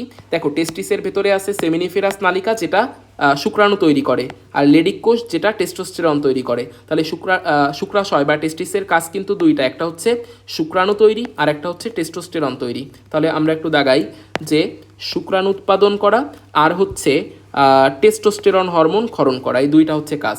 আর মনে রাখবা, প্রতি সেকেন্ডে আমাদের শুক্রাশয় প্রায় 1500টা শুক্রাণু তৈরি করে। এরপরে আসো এপিডিডাইমিস। তাহলে আমরা পড়ব যে এপিডিডাইমিস কিন্তু অনেক মানে পেঁচানো, আর পেঁচানো জিনিস সবসময় একটু লম্বা হয়, তাই না? এর ভিতরে এটা অনেক পেঁচানো পেঁচানো আর কি। তো এই এপিডিডাইমিস কিন্তু অনেক লম্বা, 4 থেকে 6 মিটার। এককটা খেয়াল রেখো, 4 থেকে 6 মিটার, ঠিক আছে? এপিডিডাইমিস হচ্ছে 4 থেকে 6 মিটার।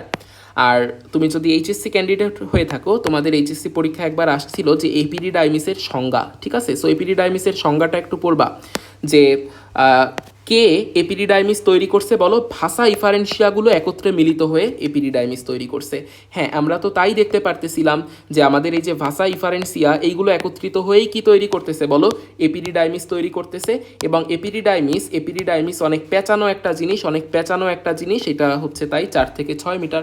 তো এপিডিডাইমিস আমরা জানি যে 3টা অংশে বিভক্ত। একটা হচ্ছে এপিডিডাইমিস হচ্ছে 3টা অংশে বিভক্ত। একটা হচ্ছে এর মাথা, তারপরে দেহ, তারপরে হচ্ছে লেজ। মাথায় আমরা ক্যাপ পরি, তাহলে মস্তক বা ক্যাপুট এপিডিডাইমিস, দেহ বা মধ্য এপিডিডাইমিস, আর লেজ মানে কডা, তাহলে লেজ বা কডা এপিডিডাইমিস। তাহলে আমি যদি বলি শুক্রনালীর সাথে যুক্ত থাকে কোনটা? শুক্রনালীর সাথে যুক্ত থাকে কোনটা? দেখো, এই যে শুক্রনালীর সাথে কে যুক্ত আছে? এপিডিডাইমিসের লেজ যুক্ত আছে। তাহলে আমরা বলবো শুক্রনালীর সাথে যুক্ত থাকে হচ্ছে এপিডিডাইমিসের লেজ বা কডা এপিডিডাইমিস, ঠিক আছে? আচ্ছা, আর আমরা পড়ব যে এপিডিডাইমিসের কাজ আমরা আগেই পড়ে আসছি। এপিডিডাইমিস, এই যে মিস কি করবেন বলো? অসার পদার্থ আলাদা করবে, আর ভালো জিনিস দিবে, অর্থাৎ ক্ষরণ করবে। তাহলে পুষ্টি পদার্থ ক্ষরণ করবে। তাহলে শুক্রাণু কেমন হয়ে যাবে? সতেজ। শুক্রাণুর নিষেক ক্ষমতা কি হবে? বেড়ে যাবে, ঠিক আছে? এইবার আমরা পড়ব যে এপিডিডাইমিস থেকে যে নালীটা বেরোচ্ছে তার নাম শুক্রনালী বা ভাস ডিফারেন্স। এর যে দৈর্ঘ্য সেটা কিন্তু 40 থেকে 50 সেন্টিমিটার। মনে রাখবা যে এপিডিডাইমিস থেকে তাহলে এপিডিডাইমিস থেকে কি বেরোচ্ছে বলো, ভাস ডিফারেন্স বা শুক্রনালী, সেইটার দৈর্ঘ্য কত বলো, 40 থেকে 50 সেন্টিমিটার, ঠিক আছে। তারপরে এই যে আমাদের শুক্রনালী একটু ফুলে যে একটা মাকু আকৃতির একটা ফোলা অংশ গঠন করে, সেই ফোলা অংশের নাম কি বলো, অ্যাম্পুলা। এই যে আমরা কিন্তু এগুলো পড়ছি যে আমাদের শুক্রনালী একটু ফুলে যে কি গঠন করছে, মাকু আকৃতির একটা ফোলা অংশ, এই ফোলা অংশটার নাম হচ্ছে অ্যাম্পুলা। আচ্ছা, এরপরে আমাদের কথা হচ্ছে যে অ্যাম্পুলা কার সাথে যুক্ত হয়েছে, সেমিনাল ভেসিকলের সাথে যুক্ত হয়েছে। সেটাই আমরা দেখতে পারতেছিলাম যে আমাদের এই যে অ্যাম্পুলা কার সাথে যুক্ত হয়েছে, সেমিনাল ভেসিকলের সাথে যুক্ত হয়েছে। আচ্ছা, তো এইবার আমাদের কথা হচ্ছে যে শুক্রনালীর কাজ কি, আমরা জানি শুক্রাণু পরিবহন এবং কিছু সময়ের জন্য জমা রাখে। আচ্ছা, এরপরে আসো সেমিনাল ভেসিকল। তাহলে সেমিনাল ভেসিকল, যারা এইচএসসি ক্যান্ডিডেট আসো, সেমিনাল ভেসিকল জিনিসটা কি সেটা একটু তুমি জানবা, সেমিনাল ভেসিকল জিনিসটা কি। তো এখন আমাদের কথা হচ্ছে এই সেমিনাল ভেসিকল কার সাথে যুক্ত থাকে, সেমিনাল ভেসিকল যুক্ত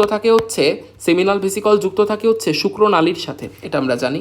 শুক্রনালীর ফোলা অংশের নামই কিন্তু অ্যাম্পুলা, এই অ্যাম্পুলা কিন্তু মূলত শুক্রনালীরই একটা অংশ, ঠিক আছে।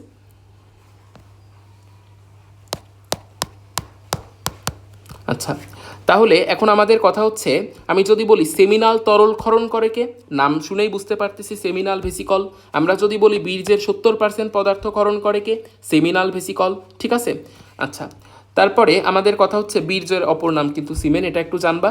তো আমাকে যদি বলা হয় বীর্যের প্রধান উপাদান কি, তাহলে তুমি মনে রাখবা পয়রফলা, তারপরে ফয়রফলা, তারপরে ইনোসাইট্রেট, ঠিক আছে। তাহলে এভাবে মনে রাখবো ফয়রফলা ইনোসাইট্রেট। তাহলে পয়রফলা দিয়ে প্রোস্টাগ্ল্যান্ডিন, ফয়রফলা দিয়ে ফ্রুক্টোজ, তারপরে হচ্ছে ইনো দিয়ে ইনোসিটল, আর সাইট্রেট দিয়ে তো সাইট্রেট, ঠিক আছে। তো এখন আমাদের কথা হচ্ছে এই সেমিনাল ভেসিকল তাহলে কিন্তু এই যে এইগুলো ক্ষরণ করে, তাহলে যদি বলে ফ্রুক্টোজকে ক্ষরণ করে সেমিনাল ভেসিকল, ঠিক আছে। তো এই যে এই জিনিসগুলোই কিন্তু সেমিনাল ভেসিকল ক্ষরণ করে, আর এই জিনিসগুলোই কিন্তু তাহলে বীর্যের উপাদান, ঠিক আছে। এইগুলোই হচ্ছে বীর্যের উপাদান, আর এইগুলো তাহলে শুক্রাণুকে পুষ্টিদান করে অবশ্যই। এরপরে আসো ক্ষেপণনালীর দৈর্ঘ্যটা পড়বা 19 মিলিমিটার লম্বা। তারপরে হচ্ছে আমরা পড়বো যে এটা কার সাথে যুক্ত হয়, ইউরেথ্রা বা মূত্রনালীর সাথে যুক্ত হয়। তারপরে আমরা যদি বলি যে শুক্রাণুকে ইউরেথ্রায় পৌঁছায় দেয় কে, সেটা হচ্ছে ক্ষেপণনালী। খুবই সিম্পল, দেখো শুক্রাণুকে ইউরেথ্রায় কে পৌঁছায় দিচ্ছে, এই যে ক্ষেপণনালী ইউরেথ্রায় পৌঁছায় দিচ্ছে, সেটাই আমরা পড়ছিলাম। তাহলে শুক্রাণুকে ইউরেথ্রায় পৌঁছায় দেয় ক্ষেপণনালী। এরপরে আসো এই যে আমাদের মূত্রনালী। তো দেখো এই যে মূত্রনালীর ভেতর দিয়ে এই যে আমাদের ক্ষেপণনালী দিয়ে কি আসবে, শুক্রাণু, বীর্য, এই সমস্ত জিনিস আসবে মূত্রনালীর ভেতরে। আবার আমাদের এই যে মূত্রথলি দেখছিলাম, এই মূত্রথলি থেকে মূত্র কোথায় আসবে বলো, ইউরেথ্রা বা মূত্রনালীর ভিতরে। অর্থাৎ মূত্রনালীর ভিতরে মূত্রও আসতেছে, বীর্যও আসতেছে।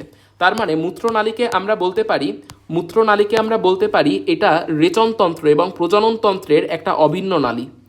এইটার দৈর্ঘ্য পড়বা 20 সেন্টিমিটার, ঠিক আছে। তাহলে এর মাধ্যমে দুইটা জিনিস বাইরে যায়, একটা হচ্ছে বীর্য আর একটা হলো মূত্র।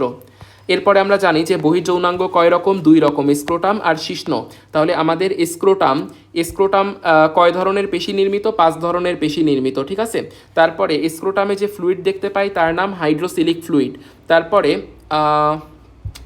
আমরা পড়ব শুক্রাণু তৈরির যে অনুকূল তাপমাত্রা সেইটা রক্ষা করে, তাহলে তাপ আর চাপ থেকে আমাদের শুক্রাশয়কে রক্ষা করে, তাপ আর চাপ থেকে, এটা মনে রাখবা।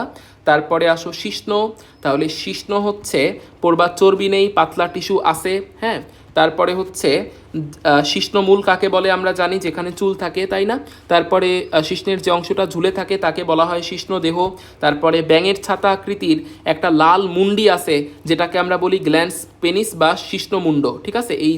এই অংশটাকে বলা হচ্ছে গ্ল্যান্স পেনিস বা শিশ্নমুণ্ড। তাহলে আমাদের এই যে শিশ্নমুণ্ড বা গ্ল্যান্স পেনিস একটা চামড়া দ্বারা ঢাকা থাকে, এই চামড়ার নাম কিন্তু প্রিপিউস। এবং এই গ্ল্যান্স পেনিস, মনে রাখবা এই গ্ল্যান্স পেনিস এত মানে সেনসিটিভ কেন, এইখানে কেন উত্তেজনা বেশি পাওয়া যায়, কারণ এইখানেই হচ্ছে স্নায়ুর প্রান্তদেশ থাকে, দাগানোর দরকার নেই, বাট জেনে রাখো এখানে থাকে স্নায়ুর প্রান্তদেশ গ্ল্যান্স পেনিসে। আচ্ছা, তারপরে আসো যে এই প্রিপিউসকে হচ্ছে মুসলমান পুরুষরা হচ্ছে এটা কেটে ফেলে। শিশ্নদেহে কয় ধরনের ইরেকটাইল টিস্যু আছে, 2 ধরনের, একটার নাম হচ্ছে কর্পোরা ক্যাভার্নোসা আর একটার নাম কর্পোরা স্পঞ্জিওসাম। এই টিস্যু বা এই পেশিগুলো যদি দৃঢ় হয় তাহলে শিশ্ন কেমন হয়, প্রসারিত হয়, বড় হয়, তাই না? আচ্ছা, এরপরে আমাদের কাজ হচ্ছে পুরুষের প্রজননতন্ত্রের সাথে রিলেটেড কয়টা গ্রন্থি আমরা পড়ছি? 2টা গ্রন্থি। একটার নাম হলো প্রোস্টেট গ্রন্থি আর একটার নাম হলো বাল্বো ইউরেথ্রাল বা কাউপারের গ্রন্থি। প্রোস্টেট গ্রন্থির সাইজ কেমন? নাশপাতি আকৃতির। প্রোস্টেট গ্রন্থি আমরা পড়বো যে প্রোস্টেট গ্রন্থি কেমন তরল নিঃসরণ করে? ক্ষারীয় তরল, যেটা কি করে? বীর্যরসের পরিমাণ বৃদ্ধি করে, ঠিক আছে? আর যোনির ভিতরের যে অম্লীয় অবস্থা যোনির ভিতরের সেইটাকে প্রশমিত করে, তাহলে শুক্রাণুকে বেঁচে থাকতে সহায়তা করে। এই জিনিসগুলো আমরা পড়বো। এরপরে বাল্বো ইউরেথ্রাল গ্রন্থির আকৃতি কেমন? মোটর। তাহলে আর এটা কি ক্ষরণ করে? মিউকাস। মিউকাস কি করে? যোনিপথকে পিচ্ছিল রাখে, ঠিক আছে? এরপরে আসো পুরুষ প্রজননতন্ত্রের হরমোনাল ক্রিয়া। তো আমরা জানি যে আমাদের পুরুষ প্রজননতন্ত্রের মেইন যে হরমোন সেটা হচ্ছে টেস্টোস্টেরন নামক হরমোন।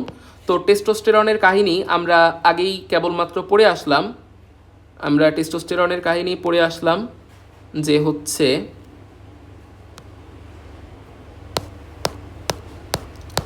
আচ্ছা, তো টেস্টোস্টেরনের কাহিনী আমরা কি পড়ছিলাম? আমরা পড়ছিলাম যে আমাদের এই যে সেমিনিফেরাস নালিকা, সেমিনিফেরাস নালিকা কি তৈরি করে? সেমিনিফেরাস নালিকা শুক্রাণু তৈরি করে।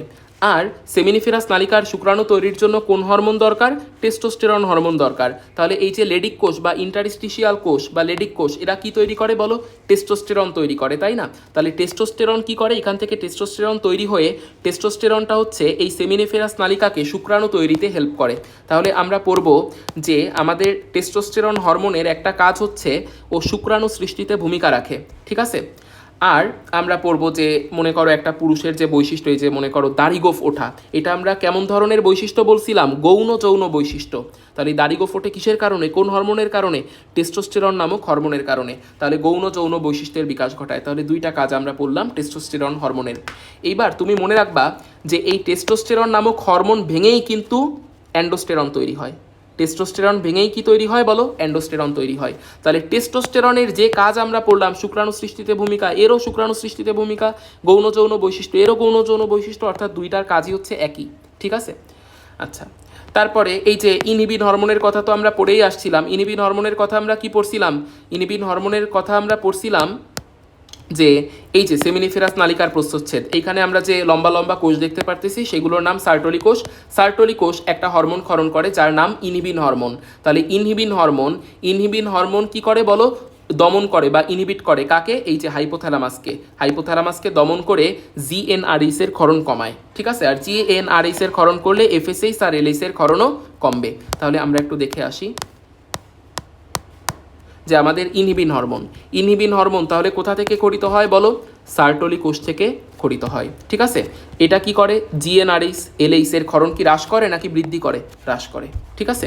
তুমি এগুলো মুখস্থ করবা না, তুমি হচ্ছে একটা একটা করে ধরবা যে একটা ইনফরমেশন আমি দেখলাম সার্টোলি কোষ থেকে ক্ষরণ করে। হ্যাঁ হ্যাঁ, আমি তো পড়ছিলাম যে এটা হচ্ছে সার্টোলি কোষ থেকে খরিত হয়। হ্যাঁ, ঠিক আছে। এরপরে তুমি মনে করো পড়বা যে এটা হচ্ছে জিএনআরএইচ আর এলএইচ এর ক্ষরণ হ্রাস করে। তখন তুমি আবার এভাবে পড়বা যে হ্যাঁ, এটা তো জিএনআরএইচ আর এলএইচ এর ক্ষরণ হ্রাস করে, এই যে এইভাবে হ্রাস করে, ঠিক আছে? সো এগুলো তুমি মুখস্থ করতে যাবা না, এক একটা ইনফরমেশন ধরে ধরে বুঝবা। আচ্ছা, এরপরে আসো একটা হরমোনের কথা আমরা পড়তেছি, সেটা হচ্ছে জিএনআরএইচ এর কথা আমরা একটু আগেই পড়ে আসছিলাম। জিএনআরএইচ এর পূর্ণরূপ হলো গোনাডোট্রপিন রিলিজিং হরমোন, ঠিক আছে? Gonadotropin releasing hormone. তো দেখো এই যে গোনাডোট্রপিন হরমোন মানে 2টা হরমোনকে বলা হয় গোনাডোট্রপিন হরমোন। কয়টা হরমোনকে বলা হয় গোনাডোট্রপিন হরমোন? 2টা হরমোনকে, একটা হচ্ছে এফএসএইচ আর একটা হচ্ছে এলএইচ। তাহলে আমরা একটা হরমোন পড়তেছি যে হরমোনের নাম গোনাডোট্রপিন রিলিজিং হরমোন বা জিএনআরএইচ। তাহলে এই হরমোন কারে রিলিজ করাবে? গোনাডোট্রপিন হরমোনরে রিলিজ করাবে, অর্থাৎ এফএসএইচ আর এলএইচকে রিলিজ করাবে। এই হরমোনটা কি করবে? গোনাডোট্রপিন হরমোন অর্থাৎ এফএসএইচ আর এলএইচকে রিলিজ করাবে, ঠিক আছে? তাহলে গোনাডোট্রপিন রিলিজিং হরমোন বা জিএনআরএইচ এর কাজ কি বলো? এই হরমোন হাইপোথ্যালামাস থেকে খরিত হয়। হ্যাঁ, আমরা তো তাই পড়াইছিলাম যে আমাদের যে জিএনআরএইচ বা গোনাডোট্রপিন রিলিজিং হরমোন কোথা থেকে খরিত হয়? হাইপোথ্যালামাস থেকে খরিত হয়। এবং খরিত হয়ে এরা কারে স্টিমুলেট করে? পিটুইটারিকে। পিটুইটারি তখন কি রিলিজ করে? এফএসএইচ আর এলএইচ। তাহলে এই জিনিসগুলোই আমরা পড়ব যে এরা হচ্ছে পিটুইটারি গ্রন্থিকে এরা স্টিমুলেট করে বা উদ্দীপনা যোগায়। তখন পিটুইটারি গ্রন্থি কি রিলিজ করে? ফলিকল স্টিমুলেটিং হরমোন অর্থাৎ এফএসএইচ এবং এলএইচ অর্থাৎ লুটিনাইজিং হরমোন, ঠিক আছে? তাহলে এরা হচ্ছে এরা হচ্ছে দুইটা গোনাডোট্রপিন হরমোন রিলিজ ঘটাচ্ছে। এই হরমোনটা জিএনআরএইচ কী করতেছে, দুইটা গোনাডোট্রপিন হরমোন রিলিজ ঘটাচ্ছে, তাই কিন্তু এর নাম হচ্ছে গোনাডোট্রপিন রিলিজিং হরমোন। ঠিক আছে, তাহলে এই হচ্ছে আমাদের কথা। এইবার আমরা আর একটা ইনফরমেশন দেখি, আমরা একটু ইনফরমেশনটাকে জাস্টিফাই করব যে জিএনআরএইচ কি শুক্রাণু উৎপাদনে কোনো ভূমিকা আছে জিএনআরএইচের, দেখি তো। আচ্ছা দেখো, জিএনআরএইচ খরিত হচ্ছে বলেই এফএসএইচ আর এলএইচ খরিত হচ্ছে, আর এফএসএইচই হচ্ছে সেমিনিফেরাস নালিকাকে শুক্রাণু তৈরিতে উদ্দীপনা যোগাচ্ছে, তাহলে অবশ্যই জিএনআরএইচের শুক্রাণু তৈরিতে অবদান আছে। এরপরে আমরা একটু দেখি তো টেস্টোস্টেরন হরমোনের মাত্রা নিয়ন্ত্রণে হচ্ছে ওর অবদান আছে কিনা জিএনআরএইচের। তাহলে জিএনআরএইচই এফএসএইচ আর এলএইচ ক্ষরণে উদ্দীপনা যোগায়, তাই না? তাহলে এই এলএইচ কি করতেছে, ইন্টারস্টিশিয়াল কোষ বা লেডিক কোষকে উদ্দীপনা যোগাচ্ছে, তখন এই ইন্টারস্টিশিয়াল কোষ কি বানাচ্ছে, টেস্টোস্টেরন। তাহলে জিএনআরএইচের অবশ্যই টেস্টোস্টেরন ক্ষরণের ক্ষেত্রে ভূমিকা আছে। হ্যাঁ, তাহলে এই কথাগুলো সত্যি। এরপরে আসো এফএসএইচ বা ফলিকল স্টিমুলেটিং হরমোন। তাহলে আমরা পড়ব যে এই যে এফএসএইচ এইটা কিসে হেল্প করে, শুক্রাণু জননে হেল্প করে। আমরা তো তাই পড়ছিলাম যে এফএসএইচ আর এলএইচের ভেতরে কে সেমিনিফেরাস নালিকাকে শুক্রাণু তৈরিতে উদ্দীপিত করে, এফএসএইচ। তাহলে এফএসএইচের ভূমিকা আছে হচ্ছে শুক্রাণু জননে। তাহলে এফএসএইচের ভূমিকা আছে হচ্ছে শুক্রাণু জননে বা স্পারমাটোজেনেসিস, শুক্রাণু বা স্পার্ম তৈরির প্রক্রিয়াকে বা স্পার্ম জেনেসিসের প্রক্রিয়াকে আমরা বলি স্পারমাটোজেনেসিস। আচ্ছা, এরপরে আমরা দেখতে পারতেছি যে সার্টোলি কোষের বৃদ্ধিতে উদ্দীপনা যোগায়। তাহলে আমাদের যে এফএসএইচ হচ্ছে, আমরা পড়লাম যে আমাদের এই যে এফএসএইচ হচ্ছে পুরো সেমিনিফেরাস নালিকাকে উদ্দীপিত করবে। এখন সেমিনিফেরাস নালিকার ভিতরে দুইটা জিনিস আছে, ছোট কোষ আর বড় কোষ। তাহলে ছোট কোষগুলো কি তৈরি করবে, শুক্রাণু তৈরি করবে, আর বড় কোষ অর্থাৎ সার্টোলি কোষগুলো কি হবে, এরা তো শুক্রাণু তৈরি করতে পারবে না, এরা একটু বড় টড়ো হবে, তাই না? তাহলে সার্টোলি কোষকে বৃদ্ধি করে কে বলো, এফএসএইচ। এইখানে থাকা এইগুলো থেকে শুক্রাণু তৈরি করবে এফএসএইচ, আর এইগুলোকে বড় করবে এফএসএইচ। ঠিক আছে, কারণ সেমিনিফেরাস নালিকার উপরে কাজই তো করে হচ্ছে এফএসএইচ। তাহলে আমাকে যদি বলে সার্টোলি কোষের বৃদ্ধিতে উদ্দীপনা যোগায় কে, তাহলে তুমি মনে রাখবা সার্টোলি কোষ থাকে কই, সার্টোলি কোষ থাকে তো হচ্ছে তোমার সেমিনিফেরাস নালিকার ভেতরে, আর সেমিনিফেরাস নালিকার উপরে কে কাজ করে, এফএসএইচ। এরপরে পড়ো লুটিনাইজিং হরমোন বা এলএইচ। তাহলে তোমাকে যদি বলা হয় ওই যে ইন্টারস্টিশিয়াল কোষ বা লেডিক কোষকে উদ্দীপিত করে টেস্টোস্টেরন হরমোন ক্ষরণ করে কে, এলএইচ। তাই তো আমরা পড়ছিলাম যে আমাদের এই যে এলএইচ কাকে উদ্দীপিত করতেছে, ইন্টারস্টিশিয়াল কোষ বা লেডিক কোষ, এবং তখন ইন্টারস্টিশিয়াল কোষ হচ্ছে টেস্টোস্টেরন ক্ষরণ করতেছে। আচ্ছা, এরপরে আমরা পড়ব গোনাডোকর্টিকয়েড হরমোন। ঠিক আছে, দেখো এটা পড়লে শেষ। তাহলে গোনাড শব্দের অর্থ জননাঙ্গ। কর্টিকয়েড কথাটা কেন আসলো, দেখো আমরা জানি এটা হচ্ছে আমাদের কিডনির উপরে একটা টুপির মতন একটা গ্রন্থি আছে। এই গ্রন্থির নাম হচ্ছে, এটা যেহেতু কিডনিতে অ্যাড হয়ে আছে, এটার নাম হলো অ্যাড্রেনাল গ্রন্থি গ্ল্যান্ড। অর্থাৎ এই টুপির মতো জিনিসটা কোনো একটা জিনিস ক্ষরণ করে, তাই টুপির মতো এই জিনিসটাকে বলা হচ্ছে গ্ল্যান্ড বা গ্রন্থি। তাহলে এই গ্ল্যান্ড বা গ্রন্থির বাইরের দিকের জায়গাটাকে বলা হচ্ছে কর্টেক্স, আর ভেতরের দিকের জায়গাটাকে বলা হচ্ছে মেডুলা। তাহলে অ্যাড্রেনাল গ্ল্যান্ডের এই যে বাইরের দিকের অংশটা, এই বাইরের দিকের অংশটাকে আমরা বলতেছি হচ্ছে অ্যাড্রেনাল কর্টেক্স। ঠিক আছে, তো কর্টেক্স মানে কিন্তু গাছের বাকল অর্থাৎ বাইরের জিনিস, তাহলে এই জিনিসটাকে আমরা বলতেছি অ্যাড্রেনাল কর্টেক্স। তো অ্যাড্রেনাল কর্টেক্স থেকে যদি কোনো হরমোন রিলিজ হয়, সেই হরমোনকে কিন্তু আমরা বলবো কর্টিকয়েড হরমোন। তাহলে অ্যাড্রেনাল কর্টেক্স থেকে একটা হরমোন বের হয়, যে হরমোনের নাম কর্টিকয়েড হরমোন, এবং এই কর্টিকয়েড হরমোন কাজ করে জননাঙ্গ বা গোনাডের উপরে, তাই এই হরমোনের নাম গোনাডোকর্টিকয়েড হরমোন। তো এই গোনাডোকর্টিকয়েড হরমোন তাহলে কি করবে, দেখো আমি যদি বলি পুং জননাঙ্গের পূর্ণতা আনে কে, জননাঙ্গ মানেই তো হচ্ছে গোনাড, তাহলে পুং জননাঙ্গের পূর্ণতা আনবে হচ্ছে গোনাডোকর্টিকয়েড হরমোন। ঠিক আছে, আর আমরা পড়ব যে এইটাও হচ্ছে গৌণ যৌন বৈশিষ্ট্যের বিকাশ ঘটায়। তাহলে আমরা তিনটা জিনিস এখানে পাচ্ছি যারা গৌণ যৌন বৈশিষ্ট্যের বিকাশ ঘটায়। এক তো টেস্টোস্টেরন, দুই হচ্ছে টেস্টোস্টেরনকে ভাঙলে যা পাওয়া যায় অ্যান্ড্রোস্টেরন, আর তিন হচ্ছে গোনাডোকর্টিকয়েড হরমোন, এটাও গৌণ যৌন বৈশিষ্ট্যের বিকাশ ঘটায়। তো এইটা ছিল আমাদের পুরুষ প্রজনন তন্ত্র। ঠিক আছে।